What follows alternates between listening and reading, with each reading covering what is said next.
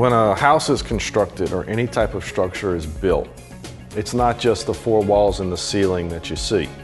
It's what's inside those walls and what's inside that ceiling, what's hanging above it.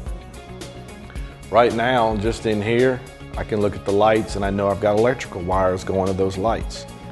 Those electrical wires are supported by the beams and the ceiling. You also have air conditioning ducts that typically run in your ceiling. Again, those things are supported by the ceiling and by your ceiling joists. In a fire, when those things are removed, your ceiling collapses, the joist comes down, there's holes. Those air conditioning ducts, they come down to low level. All the plastic that surrounds them is gone. Now it's just surrounded by wire. Well, very thin wire that you can't see in the darkness. You have electrical wires that are going to be hanging down, things to get trapped in. As you're making your way through the darkness, you don't see all these things that are now hanging from the ceiling. So once the ceiling's gone and all this stuff's hanging down, you get yourself trapped into it.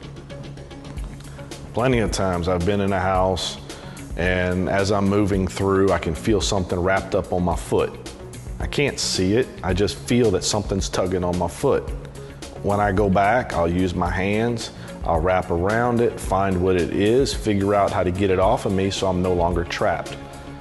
Once I move on, I keep going into the house further. Same thing with my air pack.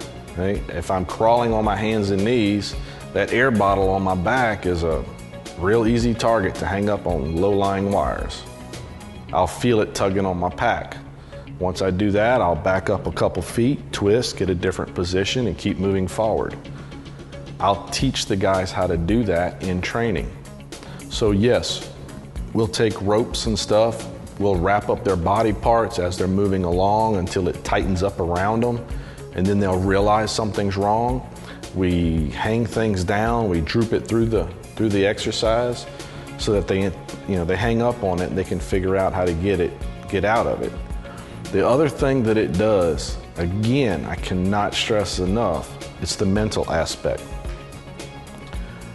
You've already lost sight and you're moving along and you're feeling and everything's fine and you're thinking, okay, I can kind of handle this mentally. This is okay, I've got this. And then you get yourself stuck and you try to get out of it and you're still stuck. And you try something different and you're still stuck and you can't get out. Now you're starting to panic. You're starting to run low on air. You need to get out. It's getting real hot. People are screaming, hey, I need help over here. And you need to get to them, but you can't because now you're stuck. You're trapped. You've become the emergency now.